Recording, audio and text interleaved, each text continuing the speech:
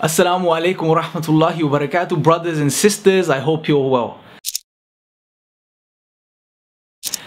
In this video, I want to take a couple of minutes to address a very common question, misconception, which surrounds the topic of evolution, right?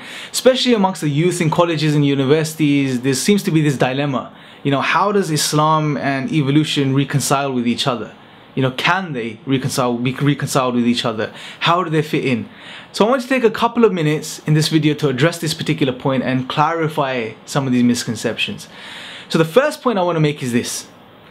If, for the sake of argument, we were to accept the theory of evolution as it's proposed to us today in its entirety, it still does not negate the existence of God.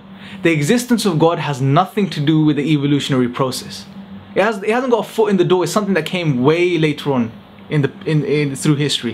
It has nothing to do with the existence of God. So that's something we need to really understand and appreciate. Point number two is that we don't accept the theory of evolution as it stands today, as it's proposed in its entirety. Because from the Islamic perspective, from Islamic theology, it's very, very clear that Allah created Adam alayhi salam with his own hands. It's told to us in the Quran. So it's very explicit and there's no two ways about that. Let's put it that way.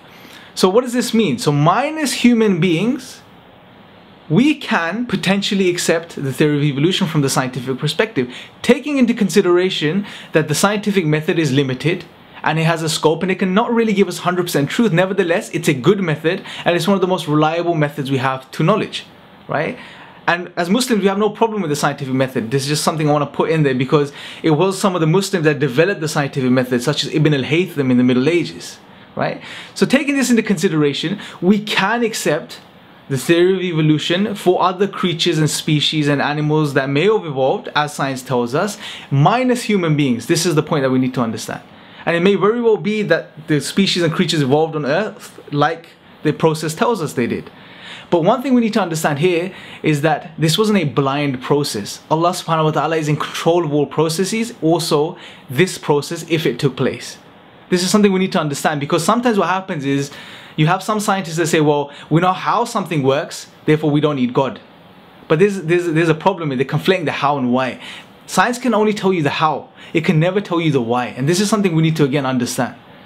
So from the Islamic perspective, to sum up, I guess, is that minus human beings, the creation of human beings, it's very possible that all other animals, creatures, insects, any other species that may exist may have evolved through the evolutionary process as the scientific theory tells us. But human beings didn't, because Allah tells us in the Quran that He created Adam with His own hands. Now some of you may be asking, well, okay, but why do we take what the Quran says over science? Well, it's very simple. It's a topic in itself. We can address it in another video. But in a nutshell, the point is that the Quran we can deductively prove to be from God. We can deductively prove that the Quran is a miracle. And if we can prove this and we can show that it's from the divine, then what the Quran says, the knowledge it contains, is absolute truth because it's from the divine reality. Whereas the scientific method and what the scientific method gives us as knowledge is not 100% absolute truth because it's based on things such as induction and empiricism, which are limited in themselves. So this is why when we do, if you like, what we call an epistemic weigh-in, which is the more sound source of knowledge, the Quran is the absolute truth. Therefore, it's the most sound source of knowledge that we have. Hence, we take this over the scientific method. And we know science, the theories of science have always evolved through history. Many things science concluded to be true and then later on changed this position. This happens. This is the nature of the scientific method. So hopefully, inshallah, this clarifies a particular point. It lays to rest some of the misconceptions that you may have had regarding Islam and evolution. And if you have any other questions, inshallah, please post them in the comments below and we'll try to address them the best we can. Jazakallah khair for listening. Assalamu alaikum wa rahmatullahi wa barakatuh.